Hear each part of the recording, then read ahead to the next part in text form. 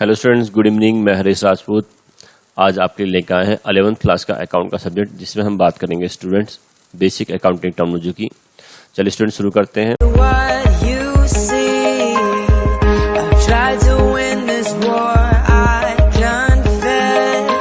Liabilities का मतलब होता है स्टूडेंट दायित्व, जो पैसा हमारे बिजनेस ने, फर्म ने, एंटरप्राइजेज ने कुछ टाइम के लिए किसी से उधार लिया है, दैट इज ऑनर, मालिक ने बिजनेस में पैसा लगाया है, या फिर किसी बाहर वाले से जैसे कि बैंक, लेंडर्स, क्रेडिटर्स, आउटसाइडर्स से हमने कुछ पैसा लिया है उधार में, क्रेडिट में, और जिसको हम लोग बिजनेस में यूज़ करेंगे और कुछ टाइम के बाद वापस कर देंगे, तो हमारी लायबिलिटी कहलाएगी स्टूडेंट्स।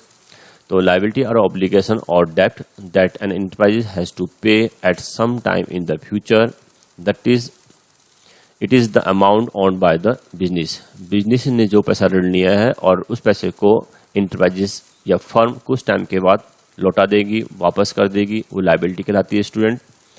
तो लायबिलिटी को हमने यहाँ पर कैटेगराइज किया है स्टूडेंट्स, इंटरनल लायबिलिटी और एक्सटर्नल लायबिलिटी। तो दैट मीन्स स्टूडेंट जो मालिक ने बिजनेस में पैसा लगाया है वो हमारी इंटरनल लायबिलिटी है। मालिक मीन्स ऑनर, ऑनर इक्विटी बोल दीजिए, या फिर आप कह सकते हैं कैपिटल, जो ऑनर ने बिजनेस में पैसा लगाया खुद का, वो हमारी इंटरनल लायबिलिटी है, ओनर को वापस करेंगे पैसा। और जो पैसा हमने बिजनेस के बाहर से किसी व्यक्ति, संस्था से हमने कुछ टाइम के लिए उधार लिया है, जैसे कि बैंक से हमने लोन ले लिया, या लेंडर से कुछ टाइम के लिए उधार ले लिया, या फिर क्रेडिटर से कुछ टाइम के लिए हमने सामान उधार ले लिया, तो सभी पैसा हमने वापस करना है कुछ टाइम के बाद, ये कहलाएगी स्टूडेंट एक्सटर्नल लायबिलिटी। अब स्टूडेंट हमने लायबिलिटीज को आगे दो पार्टों में डिवाइड किया है, टू पार्ट्स में। That is first non current liability. Non current liability को हम बोलते हैं student long term liability. It refer to the liability which is usually payable after a period of 1 year. वह लायबिलिटी का अमाउंट, या फिर कह सकते हैं दायित्व, जो हमें आफ्टर द 1 ईयर, 1 साल के बाद वापस करना होता है। जैसे कि लॉन्ग टर्म लोन, लंबे समय के लिए उधार ले लिया हमने बिजनेस में, बिल्डिंग को परचेज करने के लिए, या फिर कंस्ट्रक्शन करने के लिए, या फिर मशीन परचेज करने के लिए कुछ पैसा हमने बैंक से क्रेडिट में लिया है, ऋण लिया है 2 साल के लिए, 3 साल के लिए, that means after the 1 year. Debenture और बॉन्ड्स, तो डेवेंचर्स होल्डर से हमने डेवेंचर में पैसा कुछ उधार लिया है 1 साल से ज़्यादा समय के लिए, तो ये भी हमारी स्टूडेंट नॉन करंट लायबिलिटी है। तो आप कह सकते हैं सिंपल लैंग्वेज में, वह अमाउंट लायबिलिटी का जो हमें 1 साल के बाद वापस करना होता है, चाहे वो 2 साल हो चाहे 3 साल हो, वो हमारी नॉन करंट लायबिलिटी कहलाएगी। स्टूडेंट सेकंड है current liabilities. A liability is classified as a current liability when it satisfy any one of the following condition. Current liability वो कहलाएगी जो 1 साल के अंदर हमें वापस करनी होती है, लेकिन उसके लिए कुछ कंडीशन स्टूडेंट, ये कंडीशन पूरी करनी होगी। अगर ये कंडीशन पूरी नहीं करेंगे तो वो नॉन करंट लायबिलिटी कहलाएगी। अगर कंडीशन पूरी हो जाएगी तो करंट लायबिलिटी कहलाएगी। जैसे कि it is expected to be settle in companies normal operating cycle. जो भी कंपनी का, बिजनेस का, एंटरप्राइज का ऑपरेटिंग साइकिल पीरियड होता है, उस ऑपरेटिंग साइकिल पीरियड के अंदर हमें वो पेमेंट करनी होती है, तो करंट लायबिलिटी कहलाएगी। अब आप कहेंगे स्टूडेंट ऑपरेटिंग साइकिल होता क्या है? तो ऑपरेटिंग साइकिल पीरियड जिस डेट को कोई enterprises firm raw material purchase करती है प्रोडक्शन करने के लिए, मैन्युफैक्चरिंग करने के लिए, जिस डेट को रॉ मटेरियल परचेज किया, फिर रॉ मटेरियल में कुछ ना कुछ प्रोसेसिंग करके, काम करके उसको फिनिश गुड्स में चेंज किया, और उस गुड्स को फिर हमने मार्केट में बेचा, और बेचने के बाद जो हमें पैसा मिलेगा, दैट मीन्स हमें कस्टमर से जो पैसा मिलेगा, ये पूरा पीरियड स्टूडेंट कहलाएगा ऑपरेटिंग साइकिल पीरियड। जिस डेट को हमने रॉ मटेरियल परचेज किया और जिस डेट को हमें कस्टमर, दैट मीन्स डेटर से पैसा हमें रिसीव हो रहा है, ये पूरा पीरियड कहलाएगा आपका ऑपरेटिंग साइकिल पीरियड। अगर ऑपरेटिंग साइकिल पीरियड के अंदर हम लोग पेमेंट करते हैं क्रेडिटर्स को, आउटसाइडर को, that is called current liability.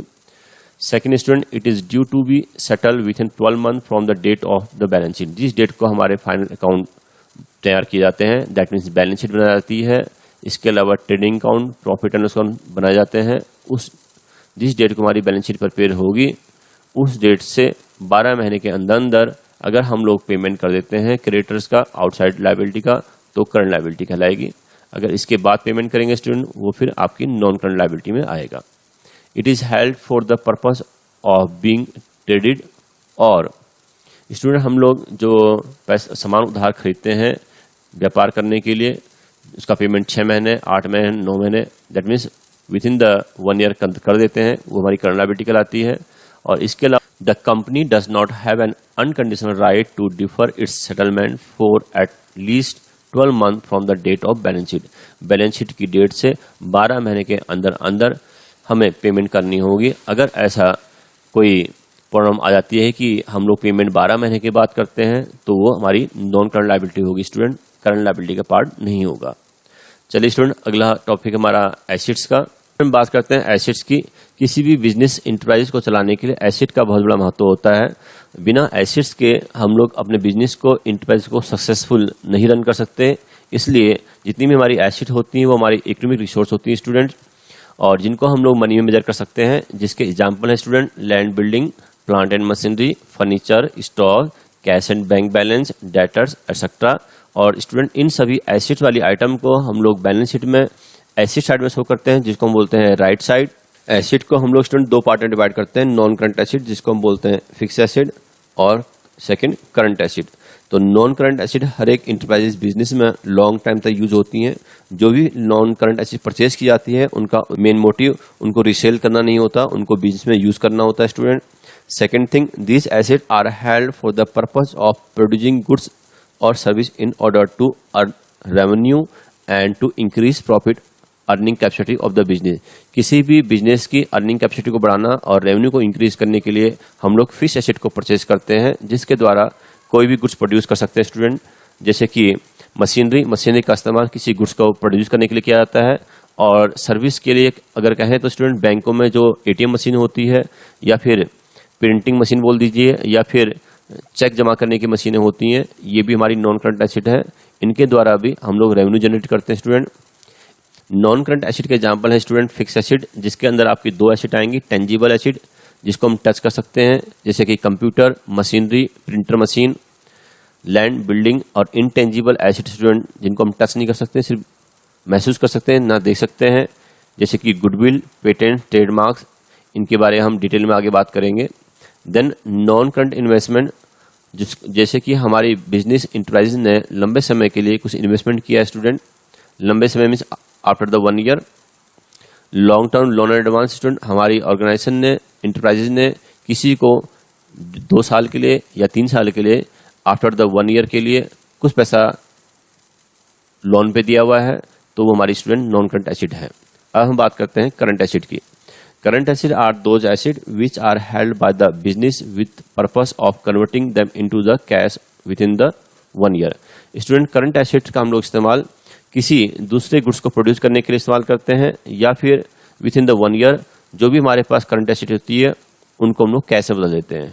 इसका एग्जाम्पल है student sale of goods. Sale of goods student, हमारे पास जो स्टॉक पड़ा था वो डिक्रीज हो गया और हमारे पास उसके बदले में कैश आया, कैश बैलेंस इंक्रीज हो गया, और आप कह सकते हैं कि गुड्स को हमने कैश में कन्वर्ट कर लिया। करंट एसेट के एग्जांपल होते हैं student cash in hand, bank balance, bills receivable, debtors, prepaid expenses etcetera. Current asset are also known as floating asset. Student current asset को हम लोग फ्लोटिंग एसेट भी बोल देते हैं और सेक्युलेट एसेट भी बोलते हैं। Categorize of fix asset. Fix asset student जिसको हम बोलते हैं नॉन करंट एसेट, एक इंटरप्राइजेस द्वारा जो भी नॉन करंट एसेट परचेज की जाती है अपने बिजनेस के लिए, जैसे कि लैंड, बिल्डिंग, फर्नीचर, मशीनरी, इन सभी फिक्स एसेट को, नॉन करंट एसेट को हम लोग स्टूडेंट लॉन्ग टाइम तक यूज करते हैं बिजनेस में, जिससे अपने बिजनेस की रेवेन्यू को इंक्रीज करते हैं, अपने बिजनेस के प्रॉफिट को इंक्रीज करते हैं। और किसी भी बिजनेस इंटरप्राइजेस का मेन उद्देश्य इनको रीसेल करना नहीं होता है। स्टूडेंट हम लोग fix asset that is non current asset को दो पार्ट में डिवाइड करते हैं, एक होता है टेंजिबल एसेट, दूसरा है इनटेंजिबल एसेट। हम बात करते हैं टेंजिबल एसेट की। टेंजिबल एसेट वो एसेट होती है स्टूडेंट जिनका फिजिकल एग्जिस्टेंस होता है, जिनको आप टच कर सकते हैं, जैसे कि आपका कंप्यूटर, बिल्डिंग, मशीनरी, फर्नीचर, जिनको आप देख सकते हैं। और इंटेंजिबल एसेट वो एसेट होती है स्टूडेंट जिसको हम टच नहीं कर सकते, जिसका फिजिकल एग्जिस्टेंस नहीं होता है, उसका आकार, रूप, रंग नहीं होता है, उनको हम देख नहीं सकते, टच नहीं कर सकते। इसके एग्जाम्पल है student goodwill, patents, trademarks, computer software, copyright etcetera. अब हम बात करेंगे स्टूडेंट फिक्टिस एसेट की। तो फिक्टिस एसेट वो एसेट होती है जिनकी कोई रियल वैल्यू नहीं होती है, दैट मीन्स इनको हम मनी में मेजरमेंट नहीं कर सकते हैं और ना ही उनका फिजिकल एग्जिस्टेंस होता है, जैसे कि फर्नीचर का। और इनको हम लोग लीगली तौर पे एसेट तो बोलते हैं, लेकिन ये ना तो टेंजिबल एसेट होती है ना ही इंटेंजिबल एसेट होती है। ये सिर्फ स्टूडेंट ये करंट ईयर में किए हुए एक्सपेंडिचर होते हैं जो कि करंट ईयर के प्रॉफिट से कम्प्लीटली चार्ज नहीं हो पाते हैं। अगर जिस ईयर के प्रॉफिट से कम्प्लीटली चार्ज नहीं हो पाते हैं उसको हम लोग नेक्स्ट ईयर में प्रॉफिट से चार्ज करते हैं, तब तक इसको हम लोग स्टूडेंट बैलेंस शीट में एज ए फिक्टिस एसेट के नाम से शो करते हैं। इसके एग्जांपल है advertisement suspense account, discount on issue of debenture account, underwriting commission, preliminary expenses. चलिए स्टूडेंट एक एग्जांपल लेके चलते हैं। सपोज हमारी इंटरप्राइजेज ने एडवर्टाइजमेंट के ऊपर 10 लाख रुपए खर्च करे, जो कि बहुत बड़ा अमाउंट है, जिसको हम लोग करंट ईयर के प्रॉफिट से कंप्लीट अमाउंट को चार्ज नहीं कर सकते। लेकिन इस एडवर्टाइजमेंट एक्सपेंसेस का बेनिफिट स्टूडेंट आने वाले 5 साल तक होगा। तो हमने क्या किया कि 10 लाख रुपए को 5 से डिवाइड कर दिया, 5 से डिवाइड कर दिया, तो हमारी जो इंस्टॉलमेंट आएगी स्टूडेंट वो 2 लाख की आएगी। अब 2 लाख रुपया एक छोटा अमाउंट बन गया है जिसको हम लोग करंट ईयर के प्रॉफिट से चार्ज कर सकते हैं। तो हम लोग करंट ईयर में 2 लाख रुपए को प्रॉफिट से चार्ज कर लेंगे। बाकी का जो अमाउंट होगा स्टूडेंट 8 लाख रुपया, उसको बैलेंस शीट में एज ए फिक्टिस एसेट के नाम से शो करेंगे। ऐसे ही नेक्स्ट ईयर अगर हम चार्ज करेंगे स्टूडेंट तो 2 लाख रुपए को चार्ज कर लेंगे, तो 6 लाख रुपया हम लोग बैलेंस शीट में फिक्टिस एसेट शो करेंगे। ऐसा तब तक होगा स्टूडेंट जब तक पूरा कंप्लीट अमाउंट फिक्टिस एसेट का प्रॉफिट से चार्ज नहीं हो जाता। Thank you student, bye bye.